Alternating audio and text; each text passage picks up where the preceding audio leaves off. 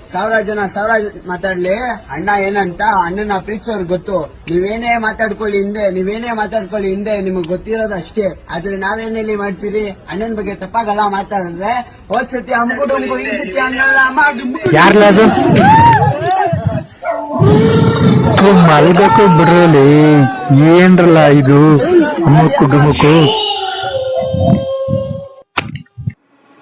ಎಲ್ಲಿದ್ರೆ ಹೇಳ್ರಲ್ಲ, ನಾನೇ ಬರ್ತೇನೆ ಅಣ್ಣ.